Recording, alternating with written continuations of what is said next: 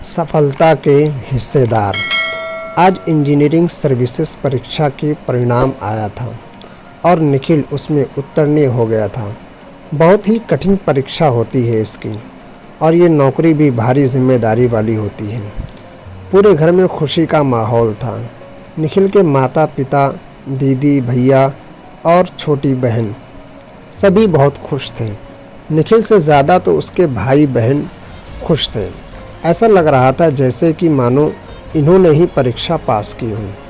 माँ ने बड़े बेटे को मिठाई लाने के लिए भेज दिया और बेटियों को पूजा की थाली तैयार करने को कहा। अब तक खबर फैल गई थी। आस पड़ोस के लोग भी घर आकर बधाई देने लगे।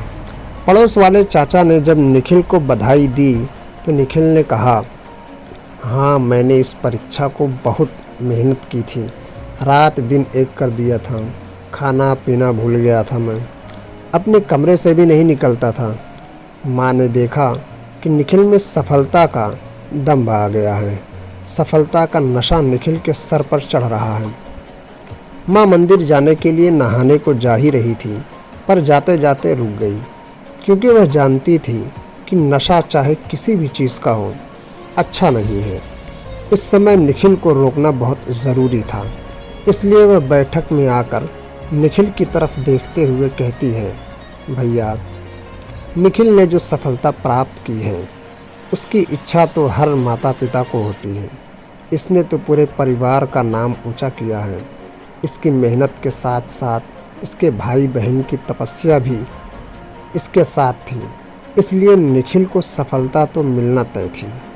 हमारे घर में हम 3 ही कमरे हैं, फिर भी भाई बहन इसके एक पूरा कमरा दे दिया था पढ़ने के लिए, और स्वयं कष्ट में रहते थे और सोते थे। जहाँ भी जगह मिल जाती थी वहीं सो जाते थे। बड़ी बहन तो पूरी रात जागती रहती थी और हर 2 घंटे पर जाकर निखिल के खाने पीने की ज़रूरत पूरी करती। बड़ा भाई अपनी किताबों की ज़रूरत दोस्तों से मांगकर पूरी करता और निखिल के लिए महंगी नई किताबें लाकर देता। वह तो इसके कितने ही नौकरी के आवेदन जमा करता था।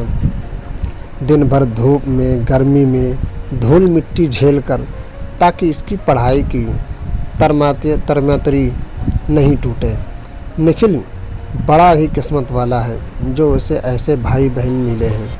माँ की बातों से निखिल समझ गया कि सफलता उसे सिर्फ उसकी मेहनत से नहीं मिली है, बल्कि पूरे परिवार का योगदान है।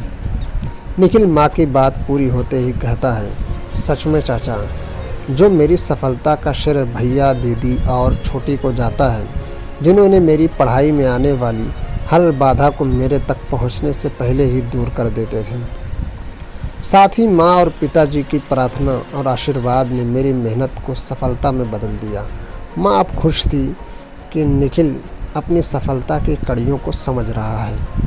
ऐसा बहुधा होता है कि हम अपनी ज़िंदगी में सफलता को सोपान चढ़ने में उन कड़ियों को भूल जाते हैं जिनका अमूल्य सहयोग हमें हर कदम पर मिला होता है। अगर हम अपने पीछे पलटकर देखें तो कभी माता पिता, कभी भाई बहन, कभी शिक्षक, कभी वरिष्ठ, तो कभी साथी दोस्त ने हमारी सफलता के लिए अपना योगदान दिया होगा।